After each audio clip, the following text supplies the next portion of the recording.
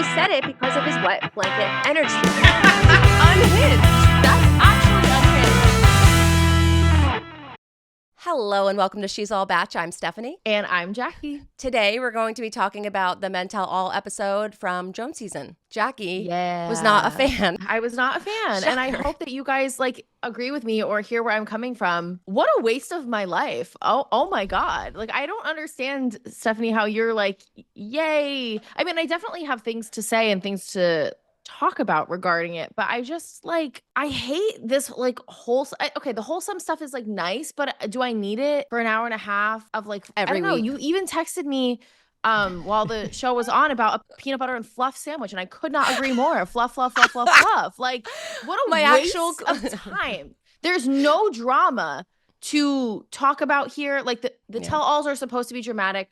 There's no drama. It's just these little bits of the show that we already saw the whole season. It's I feel like the first 40 minutes was let's look at all the things we just watched over the past few weeks. And it's don't waste my time like that. That part is when I did text you, and the exact text was, we need some peanut butter to go with this fluff. Because for the first 40 minutes, I agree. We really were just watching the show that we already watched. Maybe there was a few scenes that were a little more extended, but for the most part, a lot of it was just replaying old footage.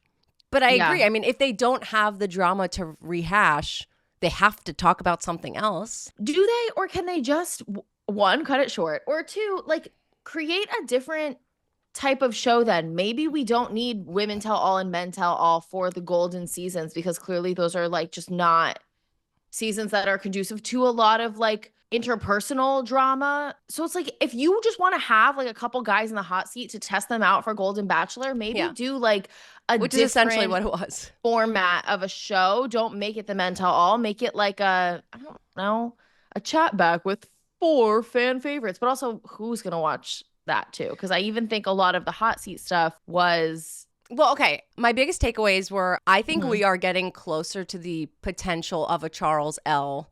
Golden Bachelor season. And I've never felt I couldn't believe what I was seeing. I was so excited. My husband was in the room watching, and he's like, this guy should be the Bachelor. I'm like, I know. They're never going to do it, though, but we would love it. I would love it. And when the random girl who's mic'd stands up in the audience and says, we would love to see you for Golden Bachelor, it's all the producers in the back were just looking around at everyone how excited was everyone? And to be honest, they were excited. I don't know if he sealed it. I was expecting, I would think it'd be a standing ovation. I thought there would be a little more, the men really get up and really cheer for it. Everyone was excited. I don't know if that is locked him in though. How did you take that whole scene? I don't think so. I totally agree though. That's exactly what they were doing and trying to kind of test the waters with that whole situation. I don't know if he sealed it. I think they're trying to make Charles L. something he's just not. And I love him, and I have loved getting to know him on the show, but it's kind of giving personality hire, not in the same way Pascal was personality hire, but Charles L. had never really had a strong relationship with Joan. It was very much more of a friendship, in my opinion. He was there. He had cute little one-liners, and he has a heartbreaking story about his late wife. So it's I get it, but also there hasn't been enough of Charles L's journey with Joan to really justify this. Yeah, it's weird. I do feel our only 2 options for the lead now are the 2 personality hires, Charles L. and Pascal. I really think it's going to be one of the 2 of them, which I'm so excited for. It's not Mark because of the Deb of it all. And now we know it's not Jonathan. So when I said I have some big takeaways from this episode, I do think the fact that Jonathan is no longer in the running is pretty big, because that's someone that I was pretty certain it was going to be, and he's out. Jonathan announced in his, not even in his hot seat, which I thought was weird. It was when Joan came out. Jonathan's oh, and I just want to announce I'm seeing someone. But when he had his hot seat with Jesse, where are you going next didn't come up, which I made note of. So during Mark's hot seat and Jonathan's hot seat, there were no what's next for you questions. And then with Charles L., it's he asked what's next for you. So I'm that's That's the telltale sign that you're going to be the next lead. And then I even rewatched the Pascal hot seat this morning because I took a gummy and I wanted to make sure I had my accurate information. And Pascal, there was no question. The only person that got Pascal the what's next. Pascal did say he was ready to bring down his wall now. Sure. Yes. But it wasn't. Okay. It wasn't pushed by Jesse, though. Whereas Charles, he flat out asks the question. And Charles L's like, yeah, I'd be open to like opening my heart up again. For a fluff episode getting such big takeaways, I was pretty pleased with it. But what's the takeaway? That maybe one of these few guys will be the Golden Bachelor? We knew that. But we thought it was going to be Mark. We thought for sure Mark had it in the bag. Yeah, could be Mark. Now he's dating someone now. So now it might be Pascal. But if Deb and Mark break up, Mark's like right back in the running. We know nothing. Nothing was announced. We don't even know when the season of Golden Bachelor is coming back. I'm kind of like, respectfully, who cares? I think they're going to film it while Grand Season's airing. I think they're going to film it in early 2025. I thought when the random girl, it was a random girl that talked to Charles L, right? And she stands up. I hope that people understand that like you can't just stand up and talk. First of all, they wouldn't hear you unless you were mic'd. So she stands up and immediately I looked at Jesse's face and Jesse was like, I'm like, give that guy an Oscar. Like he knew that was about to happen, but he really sold it. But so when the girl says like, we all want you to be the Golden Bachelor and people cheer, were you waiting for Jesse to be like, so what do you think? Do you want to be it? You want to be the Golden Bachelor? I thought the announcement was coming. I didn't know. To me, it still felt like testing vibes. Like I really didn't think we were going to get any sort of announcement or conclusion tonight. Mm-hmm. But yeah, I hope everyone is aware. To your point, Stefanie, yes, of course, she has to be mic'd. Also, they shoot this, like, this is an all-day shoot day, and then it's all edited together. So even if there was some crazy girl who wanted to scream something, if they didn't want it, they would just edit it out and, like, start again. So, but also it's just, like, ABC, do you think we're dumb? Do you think we're dumb? Like, don't insult my intelligence, Derek. Like, this is so, like, 10 years ago would have been fun. Entertaining. Wait, and now I just the episode? Because I think these stupid gimmicks of like this girl coming up and being like, wow, I'm just gonna shout something in the audience, but I'm mic'd and there's a close-up on me and I'm so well lit.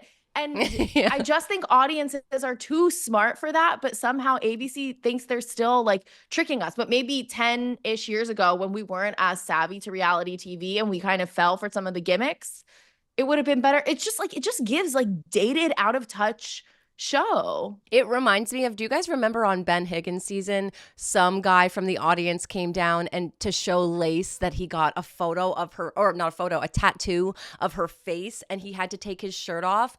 And then when we interviewed Lace, I'm pretty sure we asked her about it, and she's like, oh yeah, like I knew that was happening, like that whole thing was pre-planned. But they make it like, he's like, hey Lace.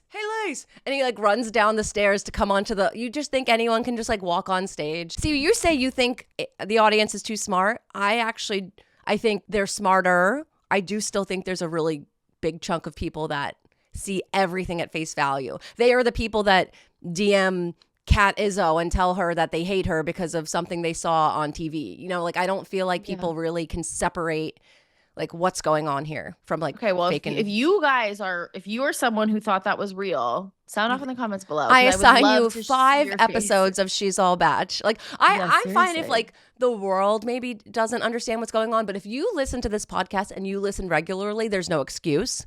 So go back and listen to at least 5 episodes. Yeah, I think that's a good plan. Let's start at the top. I didn't start tuning in to really take notes till after the burgers when they started doing the hot seat. And I wrote down literally, why are they all eating burgers? Like, I don't need to watch that. The burgers looked so good though. Okay, great. But like, why are we doing this? Because they don't have anything to film. That's my second note. My first note is, oh my God, Bob. And then Grega and Dan, he's my man. Like, I love seeing the old people that we really, not old, the people that we previously saw on TV. Actually old, yeah. Sure, both. Like Bob, why we didn't ask him about him getting struck by lightning, I don't understand. Did Bob ever answered me? No, he did not. No. Brutal. So if you guys weren't there for that, Jackie DM'd Bob because he's like our favorite person from this season because we want to hear more about how he was struck by lightning and died for 12 minutes. Yeah, that's the stuff that could have filled the time, Jesse. Like, let's get Bob in the hot seat and be like, give me a play-by-play of those 12 minutes. Well, he was dead. He doesn't know what was going on. Well, sure, but like maybe someone Someone you know filmed what it and tells him about it. And it's like, oh, when you were dead, here's what you missed while you were gone. Here's what happened when you died and came back to life. Yeah, I mean, I do think that would have been better than passing out burgers. They made it like the burgers was such a big like cultural moment on this season where like we definitely talked about the burgers though. We had a whole conversation because you like burgers like Jack and Yes, I like burgers like the people he's saying he doesn't like. Like he's like, there's tons of people that like no pink. And I'm like, yeah, Jack, that's me. So for everyone to get passed out a burger, it was like, I don't know. They did that for Corinne with cheese pasta. I was just about to say, really? It did not have the same cultural impact of cheese pasta. Yeah. So here we are trying to just create these moments like, that are not real. And also, did Jack really make those? They're all wrapped in like tinfoil. Of course he didn't. They're like probably from McDonald's. But they made it, and they have to take the McDonald's wrapping off because they don't want to. Yeah, and they just give them free advertising. Thing. Well, because like Jack's not. Where is Jack making these burgers? He got to the studio early, and they set him up on a grill for like over 100 burgers, and he's just sitting there flipping before they like let him like shower and mic up and get ready for the show. He gets like no, grease Jack, on his salmon jacket. Like they bought those from In-N-Out. I will say though, when people were like biting into those, I'm like, dude, I could go for one of Jack's burgers. Sure, I'm sure they're lovely burgers, but like I don't know, like go to McDonald's for dinner and it would be the same thing. It looked a little better than McDonald's. Okay, McDonald's Shake are very, Shack. Sorry, it looked a little Sonic-esque. Like it looked like a little bit of a. I don't really go to Sonic. I mean, I don't either, but that's what it looks like. The next thing that stuck out to me was Jonathan gets the first hot seat, which I thought at the time was a setup. I'm like, oh, here we go. They're pushing Jonathan to be, and even his hot seat. Now, I'm now looking back at my notes. I know that he's taken, so this is not an option, but this is before I knew. I wrote, his montage that played felt less like a montage of his relationship with Joan and more about how much of a great catch he is. Like, I feel like everyone just kept telling him what a great guy he was during this segment, and I felt like it was like pushing him for a Bachelor audition. I think it was, and I wonder if like they didn't these know segments, like they didn't know because he didn't reveal the girlfriend until later. Maybe Jesse didn't know. Maybe Jesse didn't know, or maybe I sometimes think like maybe I think these segments and like what they're kind of going to touch on and talk about in the script of them they're obviously predetermined, and maybe that always was the plan all along. And then Jonathan, so like they do the whole thing, and then Jonathan maybe while he's there, kind of like his wheels start turning and he realizes what's happening, and he's like, oh shoot, I just want to like put out there I'm dating this other person. But like the script and what they were going to talk about and the angle of how they were going to pitch him was already predetermined probably weeks ago. I did really like though seeing like his relationship with Mark and like the thing with the Post-its. And it really is nice seeing like grown men like healthily like show emotions and show really like healthy bonds with each other and like friendships and supporting each other. I think that's like something we don't see enough of on TV, and that was nice to see. I really liked that too. And when he said like he pulled out the Post-it and like Mark starts like tearing up, that whole moment was actually really cool, and we don't get to see a lot of that often. Okay, guys. So this year I am thankful for Honey Love because there's honestly nothing worse than suffering from an uncomfortable bra or shapewear situation. And Honey Love has honestly revolutionized the bra and shapewear game. So you guys can say goodbye to uncomfortable underwire and bulky fabrics that trap in heat. Honey Love's bras feature supportive bonding that eliminates the need for underwire without sacrificing lift. Plus, too, guys, they're made with fabric that's so soft you literally won't want to take it off. You're going to come home at the end of a day and not even think, oh my God, should I take my bra off? You're not even going to realize you're wearing one. And their shapewear uses targeted compression technology, so you no longer have to feel like you're suffocating while wearing effective shapewear. Amazing. Slay. You'll immediately feel and see the difference. So you guys can get yourself the gift of comfort this holiday season. Plus, for November only, Honey Love is giving up to 50% off site-wide. So you guys can visit honeylove.com/she's all batch 20 to shop their sale and let them know we sent you when the survey asks. Treat yourself this holiday season to the best bras and shapewear on the market. You can save up to 50% off site-wide at honeylove.com/she's all batch 20. That's she's all batch 20 this month only. And guys, inventory is limited and the sale ends soon. So don't miss their actual best deals of the year. And after you purchase, they will ask you where you heard about them. So please support our show and tell them that we sent you. Elevate your comfort, elevate your style. Thanks to Honey Love. Now that the holiday season is here, we are focused on all things festive and giving, and Jenny Kane has been our go-to destination for the very best of the season. With their iconic gift guide leading the way, Jenny Kane makes it effortless to check off everyone on your list, and yourself included. You can always give yourself a little treat. Everything Jenny Kane makes is pure luxury, from their cashmere knits and essential outerwear to their homeware pieces, like their obsession-worthy candles. And believe me, you guys know how much I love my candles. There's literally no better place to get into the seasonal spirit than at Jenny Kane. And for a limited time, our listeners get 15% off their first order. You can go to Jenny Kane, JennyKayne.com, and use code BATCH15 to get 15% off. Additionally, I need to tell you guys about their cashmere fisherman and their cashmere cocoon, which are two of their most iconic knit sweaters, and honestly, for good reason. Both deserve a starting spot in your winter wardrobe rotation due to their versatility and ease. When I tell you guys, I am so obsessed with the cashmere cocoon sweater. I have two of them. Actually, well, I had two of them, and one I lost, and I have been hurting for it for months now, and I need to make sure I repurchase because it has just become such a staple in my wardrobe. And also make sure to check out their holiday gift guide, which just dropped, and it makes gifting for everyone in your life a total breeze. You can shop Jenny's Edit, which is favorites under $250, and there's plenty of other gift-giving categories for just about everyone on your list this holiday season. So gift yourself and your loved ones the best gift of all, Jenny Kane. Our listeners get 15% off your first order when you use code BATCH15 at checkout. That's 15% off your first order at Jenny Kane, JennyKayne.com, promo code BATCH15. Let getting dressed be one less thing to worry about. Then we get Mark's hot seat. Mm-hmm. I wrote literally nothing about Mark's hot seat besides Joey being there. So Jesse says, I don't know if Bachelor Nation was ever so heartbroken to see someone go home. Like, hi, may I introduce you to like Peter Krause or Tyler Cameron? I don't know if like, look, we love Mark, Jesse, we do.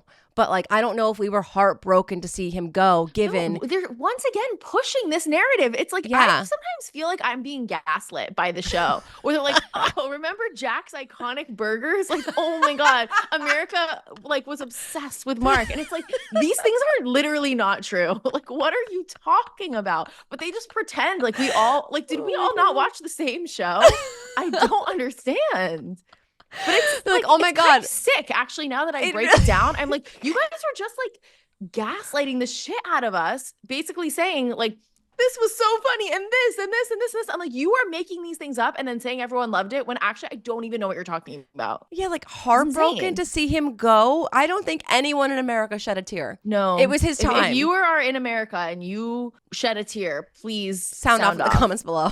No, it's so true. And like the burger thing, it's like, remember the burgers? Come on. Okay, right. I mean, I do remember. I don't remember like caring that much. If they didn't mention Jack's Burgers in this episode, I don't think I would have been like, wait a second, what went on with those burgers? Like, it was literally a passing comment. It was. And it's like, what was the issue? Or like, what was the scene? Jack made burgers for the guys when they lived in the house. That's it. Yeah, they made burgers. And I remember like when we talked about it on the show, because we harp on random things that happen. Mm-hmm. I think on the actual show, it was like 2 sentences. Like, I think he said like, no, don't press them down. You get the juice that comes down. And you said you really like burgers that way. And I was like, oh, I don't like burgers that way. Yeah. But like, that's the extent of like the burger talk on the show. We took it to make it a bigger thing as we do. So yeah, I totally agree. I do. When he said like, I've never seen America so heartbroken. Right, like Jesse, where have you been? Jesse, like, first of all, you haven't even been here this season. You've literally been like taking naps every episode. So you wouldn't know. You weren't there when he went home because you were busy. Okay, so then your other point, we see Joey. So we see Joey, like they cut to like the men's kids a lot throughout this episode. But when we cut to Mark's kids, we see Joey and then like some of his other kids. Kelsey's not there. They don't say why. Joey's like holding down the fort for Kelsey. However, when one of the kids gets to speak up, it's Joey. And I just wonder if the other siblings have issue with that. Like, it's my dad. Why? I get you were the Bachelor, but like, we're here to support our dad. Like, why do you get to say how proud of Mark you were? You met him 6 months ago. Well, because he needs to plug Dancing with the Stars. That's the Did only he? reason. Yeah, he did. That was Oh, the whole thing. I It's like, and you blinked. can see Joey on Dancing with Oh. the Stars. So yeah, it's all ulterior motives. It was just so that he could say, by the way, he's still dancing on the show. If that were your dad and someone else came and they got to speak on behalf of your family and you're like, I met this guy twice. Like, come on. Mm-hmm. I just felt like the siblings maybe like, it would be one thing if Kelsey was there and then she was Right. the one that spoke with Joey. Okay. But like Yeah. Joey is new to the family. Maybe let both of them speak. Then plug Dancing with the Stars. Also, am I heartless to say, like, I don't need to Yes. hear from these people's kids? I feel like when it was Pascal's kids a little later, it was kind of cute. I mean, overall, no. I think they sat in a boardroom and were like, what can we do to make sure we fill up time? Burgers, got it. That gives us at least 5 minutes. A freaking barbershop quartet, basically. Okay, that gives us another, which we'll get to. That gives us another 5 minutes. And then the kid segments, that probably ate up a little bit of time too. So, But it's like, why is the idea, how can we waste people's time as opposed to how can we make a good show? I don't know, Jackie. We need to get jobs there. Infiltrate from the inside. I noticed there, like I said, there was no what's next for you language with Mark. However, he didn't mention Deb, the Deb of it all. Also, if people didn't see the episode where we covered this, they're not going to know because Deb's not her name, but her name is Deb to me now for all of eternity. Yeah, she's an actress and she played the character Deb on One Tree Hill. But she's Deb to us. Her name's Barbara. Her name's actually Barbara, though. So he's like apparently dating her, but he doesn't say. But then they also don't ask. So I feel like it was maybe that had to have been a planned thing. Like, look, I'm not going to be the Bachelor, so don't ask me about dating in the future. But like, also, I'm off the market anyway. Oh, see, I kind of saw it as maybe he's keeping his options open. Like, yeah, he's with Deb, and they're not going to like explicitly ask him about Golden Bachelor, but also he's not going to explicitly, like in the way Jonathan did, like declare that he is off the market. Right. Because it's still casual with Deb. And if they break up in 2 months, maybe he could we know nothing. We know nothing about his relationship with Deb. But we're like, but exactly. Casual. They went to one Halloween party. As far as we know, they went to one Halloween party together. But that for doesn't all mean we they're know, like set to get married. They're just hanging out. They went to one Halloween party that we know of. They could be doing a lot of other stuff off of social media. Of course. But that doesn't mean it's like serious. Sure. That's so you think Mark's still in the running? I think it's only between Charles and Pascal. You think Mark's in the running? I think it was strategic for him to not mention that he is dating someone to keep his options open. Deb, you should be pissed. I would be pissed if my man didn't say, I'm out. But maybe Deb is the one who's like, let's take it slow. Let's keep it cash. I got those kind of vibes from the Halloween pictures, actually. You're right. Yeah. She seems like a kind of gal that likes to take it slow. Totally. Adding so many characteristics to Deb that we're just like, you know what? After they is like this.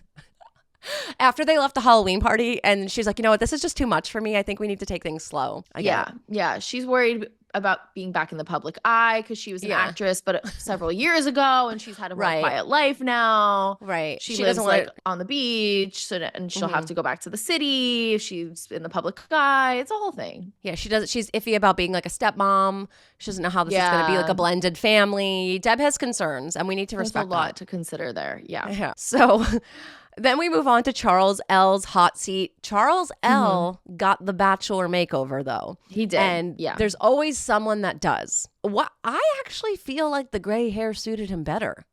I like the gray hair on him. Was his hair more gray than it used to be? They dyed it like jet black. He had no gray. That was a whole thing. They like talked about it. You blinked? I blinked. Sorry. Yeah, no. Charles on the show had gray hair, and then last night had like jet black hair. So obviously they dyed his hair. And Jesse called it out. Jesse's like, so there's something new about you. And our Bachelor makeover people gave you a makeover. No, they dyed his hair. I don't know if they did, but I'm sure they did. Yeah. I'm sure his suit was given to him. Like, we know this firsthand. Hannah Brown was dressed. There's been a few people that we've talked to that like openly admit when you're like testing for the lead, you get your hair and makeup done, you get an outfit. But I'm just like, why Charles L? Like, he's a great guy, but he just is not, he didn't have as much of a significant storyline as some of these other guys. I get that they, I guess, like just need options, but it seems like they're like really leaning into Charles L. And once again, trying to gaslight us into thinking that he was like America's sweetheart of No, a character was. for every No, single he was. episode, but he wasn't on as long as some of these other guys. I know that So doesn't other fully guys, matter, who are you but like saying? What, Pascal? Who is your choice? Pascal, I think Pascal, out of those four, I think Pascal would be the most entertaining season. Yeah. Four, including Jonathan, because he's out. Yeah, including Jonathan, because he got a hot seat. Well, he's out. I know he's out right now. Who knows? Maybe his Deb will break up with him tomorrow, and then he'll go on Good Morning America and say, "Just kidding, guys. I'm single. Consider me." Do you think Deb's going to try to sabotage Jonathan's relationship with his girl because she doesn't like that? She doesn't want, I don't know what she would want, but I think she's going to try to sabotage Jonathan and his new girl because she wants to be the only one from Golden Bachelor that like is dating one of the guys. That's probably what happened with Deb. That's exactly what Deb's thinking, actually. Deb told me that's exactly what she was going to do. So after the Halloween party, I was like, Deb, you're onto something here. But yes, I don't think Jonathan's necessarily fully out. Okay, he's out. No one's ever fully out. No, he's out. I mean, Why he's do you out. think they're going to announce this like tomorrow and then like immediately shoot in January? Like I think they might not deal with this till like next year. Obviously January is next year, but like later on into the year, I mean. So next week is the finale, and I think they're going to announce it next week because, Jackie, shall I remind you, we have a very predictable finale happening. We're going to have to cut to a lot of live studio audience stuff, and they're gonna have to fill that. There's only so many burgers we can eat, so they're gonna probably could give us our time back. Like I don't understand why it has to be 3 hours. Like, you know how at work when people finish meetings early, they're like, and now we'll give you some time back. You have 6 minutes. It's like, give me time back. Give me back like the 5 minutes from the burgers. Give me back. I don't know. So Jonathan's out. So who's your real prediction? Mark's out. It's really just Pascal or... I think Pascal would be way better than Charles. Who do you think it'll be though? I don't know because they're really trying to push Charles. So it might be him. I don't think he has the type of like personality to carry a whole season. I don't want any of those women to like hurt him. Don't like get me. No, he's wrong, too sweet. But they're gonna hurt him. I just think it takes a specific type of personality to be like the lead of the show, and I just feel like the whole season they've been kind of like pushing him, and a lot of like his appeal was that he was like, you know, this sweet, more reserved man who's still kind of like coming into his own and dealing with like the tragedies of his wife passing and learning how to like open himself up again. Like I just like don't think he's ready. Yeah, I mean, he did say he had fun for the first time since his wife passed at the prom. It took him that whole time to feel like happiness again. Like I just don't think he's like stable and established enough in his own like journey and his grief process and his rebuilding process to be a lead who's like actually ready for this. I will say I think there's really only 2 options, and I'm really happy with either of them. We say every season if we don't know the lead that well, or you know, we haven't been given enough time to like really get to know their personality. Yeah. These 2 options, we do know what we're going to be getting though, which is cool. I don't know. I feel like in the past, like when they chose, who were you upset about? Oh, you didn't want Joey. You felt like we didn't know Joey. But then Jackie's like Joey's #1 fan now. But in the beginning, you didn't want Joey. You felt like we didn't know him enough from Charity season. I feel like we know Pascal and Charles way better than we knew Joey at that time. Yeah, probably. So like, that's but all it's not I even need. A knowing thing. I'm just thinking like personality wise, but my vote is Pascal. And I think they could really do a lot with Pascal, just given like the way I mean, he's French and like rich and like eccentric. I feel like you can just make like, think of the promos of like, you know, Pascal being this like dreamy, suave man who's going to whisk these women away to like their real life Pretty Woman situation. I just feel like that's more of like an appealing narrative for a television show. Also, Pascal has recently been in love and recently had a heartbreak. Yeah, he's the whole package. Right. And like, I guess with Charles, this would be the first time he's falling in love since his wife. Well, I guess that's the same for Joan, though. I don't know. I think either of them would be great. I agree. I hear what you're saying about Pascal. I do think Pascal may be more of the obvious choice, but I would be happy with either. Yeah. And this is the first time in a while. I also just think, I hear what you're saying about Charles. However, it's different.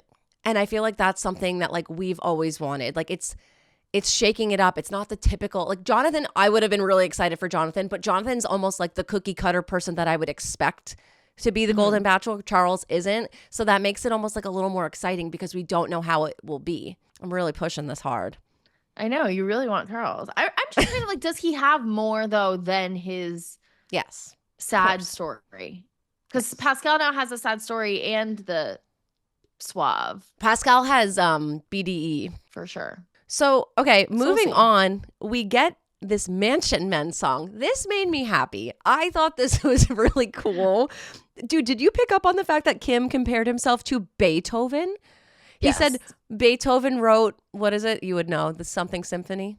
Fifth Symphony? I mean, he wrote a lot of symphonies. I think he wrote one. They said fifth or something. Yeah. The Fifth Symphony. He's like, but he didn't perform it on his own. So like, I can't perform it on his own. I'm like, Kim, did you just compare yourself to Beethoven? That's rich. Yeah. But yes, he did. I really liked that they brought out this chorus to sing his song. I thought it would have been cool if they asked Kim to stand in the front and sing with them.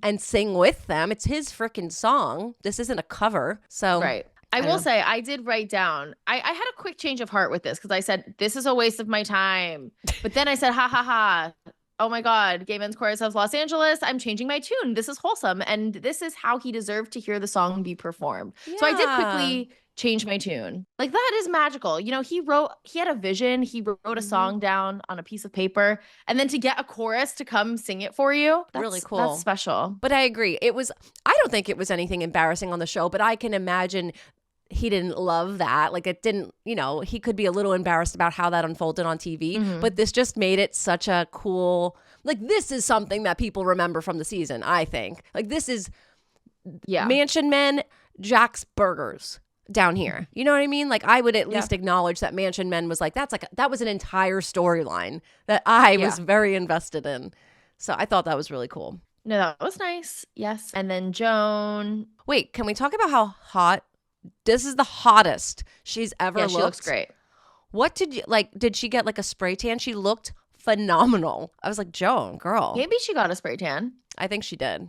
They always give a good spray tan. Do wonders. Yeah. Seriously. Also, I wrote, Joan wants to be friends with everyone, and Pascal low-key was asking for the digits. Like, everyone wants to like still be in touch with Joan. I just love how much they all love each other. I love that the first thing Charles says to Joan is, I miss you. I know. It's been nice to see like the platonic friendships among the men, but also like Joan said, she was like, I genuinely love all of you and like want to still be friends with you. And it's nice to see what was initially like more romantic connections. Like, sure, that didn't work out, but then people settle into like platonic friendships with like someone of the opposite sex. I feel like that's another thing we don't see as much encouraged on TV, especially not on this show where the lead is like, no, I genuinely want to keep in touch with all of you and you've all been a part of my life and like we can still be friends. And that's nice to see. Like, I think more people need to be like embracing close friendships that like don't necessarily all have to be romantic, but like it's still super valuable to keep that in your life. Mm-hmm. And then we get the trailer for the finale. And I was excited when I saw ABC's conglomerate Nancy there giving Joan advice. So she never went home. She's been here. She's been on the cruise the whole time. She really has. And I think now we maybe have a better understanding of why they were on a cruise, because it seems like they're still on the boat. So I'm assuming they like have been taking the cruise to all the different islands. It wouldn't hurt for them to explain that a little bit more. Right. Like, I was like, I noticed that too in the trailer when they show the ship, they show her and Nancy like laying on the ship, but then when she gets seemingly engaged or whatever happens at the end, she's not on a ship. I'm like, where are we? And like, what are we doing? Right. Well, they clearly took the ship from Tahiti to Bora Bora. Right. Clearly. Which is like fine. But yeah, I guess like, do they need to explain? It's like, what does it matter for our purposes if they flew there or took a boat? I guess my confusion that last episode I randomly see they're on a ship and I'm like, wait, what is going on? Like, I just didn't know what was going on at first. But yeah, and it's weird because like on Gabby and Rachel's season when they were on a ship, that was very much like part of the storyline. Yeah, it was like, we're on the ship and we're gonna go to it's gonna take us to all these different places, versus like it seems like it's kind of the same thing, but why not just say that? We made so many Titanic jokes during Gabby and Rachel's season. Yeah, Mr. Andrews. Remember Mr. Andrews? Oh, of course. How could I forget? Okay, but the trailer, what do we still think the exact same thing is happening that we thought all along? Because I do. Yeah. I mean, her scenes with Guy versus her scenes with Joan. So there's one scene Guy says to her, like, my plan is to ask you to marry me. And Joan is like deadpan, like doesn't even crack a smile. And then it cuts to Chalk telling her, Like he's in love with her and she's like beaming, so happy. Like Joan doesn't have a good poker face. We know that you're in love with Chalk. Yeah, I think it's going to be a pretty predictable and dry finale. There was a little knock at the door, which could be her knocking at like her makeup artist's door. It could be anything, but they're alluding to the fact that maybe she breaks up with Guy, I think, obviously, prior to the end and doesn't. I think that would be nice. I mean, because Gary did that with Leslie. At this age, do you really want to make the final person walk down and think that they're getting, you know what I mean? Like that's fucked up. So hopefully she does let Guy go. Mm-hmm. Again, guys, we are unspoiled, so that's just a guess. And Joan says at the end, I've only been in love with one man. Well, now two. So I'm like, oh my God, she's in love. Like I'm actually hearing that line. I was like, okay, this is what we wanted for you. And if you really are in love, she said that she cries happy tears in the end. Like I think it's safe to say Joan is really happy right now and she's with Chuck. I think so too. So I'm excited. I'm excited for that. Like, because I mean, at the time we thought we were getting a happy ending with Gary, but obviously that wasn't a happy ending. So all that was for waste. I feel like Joan is in a better situation. I do think Joan is in a better situation. However, I don't know, right? Like when Teresa and Gary were getting engaged, we were so happy and excited for them and thought this was the real deal. So who knows what could happen. In 3 months, we could also have a golden divorce again. Hopefully not. But I'm sorry that you wasted an hour and a half of your life, but this our recaps are always, even if the episode isn't great, I feel like our recaps are always more fun. There are people, Danny, that literally watch the show to keep up with our show. So I feel like we're doing something right. For sure. No, we are doing everything right. We're not the problem here. Bringing out the burgers, that's doing something wrong. Right. Remember, also, guys? too, I mean, we don't even need to touch on this, but I wrote my last note is, oh, thank God we have bloopers. Goodbye. Like, no one wants to see that. Stop. I liked the bloopers. For the next 15 minutes, because we need to waste more time. Bloopers. It's like, okay. I mean, I think people like bloopers. There's nothing to say about them, though, because like, how do we recap that for you guys? And then Joan's train got stuck in the car door when she walked into the mansion for the first time, which I actually thought was kind of funny. So next week's the finale. I'm excited, even though I know exactly how it's going to unfold, but I want to see Joan's happy ending. Yeah. How excited on a scale from 1 to 10? How excited is Jackie? Because do we know how many hours it's going to be? Do we know how many hours it's going to be? Because like sometimes Probably their finales are 3. And it's like, come on, for the most predictable, non-drama filled finale, maybe they'll give us 2. I think it'll be at least 2. We did think that Jen's season was going to be boring and predictable, and it was one of our favorite finales. Yeah, but that's because the whole season was like good versus like this has been boring and predictable. Yeah. Not to be such a hater. I'll stop. But like, I know Jackie's a hater, guys, but like, I'm just being real with you. I also think, you know what? Because I would imagine, I don't know, but I would imagine people may hear that and be like, you hate on it so much, like why are you even watching it or covering it or whatever? I actually feel like, how many other podcasts are you listening to that hate on the show they're watching? I almost feel like it's a more interesting listen to hear this take. Like every other recap, you're gonna hear like, and then she walked out and this is what her hair looked like, and like it's like you don't need a play-by-play, you just watched it. We're giving you our actual takes on things. Yes. And I'm sure a lot of you guys probably have the same take too. Also, it's like I hate on the show, but it's like I'm still here, right? Like there's a deep love in my soul. Like I'm in so deep at this point. And we've all been watching the show for years and years and years. Like it's part of the routine, whether we love it or hate it. And so I'm sure there's a lot of people who have been watching the show for years and years and years. They're not going to stop. It's part of their like DNA, but we can still be honest and be like, call a spade a spade. Crap. Even in that, we can still like have a community to discuss it. Like, I don't know. I completely feel like reality agree. TV is like a female version of like sports, and it's nice to just be able to like, whether you like what's going on or hate what's going on, the fact that like people come together as a community and discuss, and it's a bonding experience is nice. And you're allowed to hate it. Yes, I am. I think it makes it more fun, but that's just me. We obviously want to like it, guys. And I want to like it so much. We're trying hard to like it. I'm going to call out, like I stand strong that I think the next golden season, mark my words, there's going to be some arguing. I think there's going to be some fighting. I think they're going to try to make it more dramatic because I think they realize that, yes, we like wholesome, but we don't necessarily want wholesome every minute of every single episode up until the very end. Yeah. We need a little spice. Yeah. Like, you just gave me Devin and Jen crying on the couch, and then I've had a full season of peanut butter and fluff. And like, love peanut butter and fluff. It was like my favorite sandwich as a kid. Not every week. But not every day. That's not healthy. No. Seriously. Okay. All right. I'll see you next week. Is that it, Jackie? I think that's it. Bye, bitches.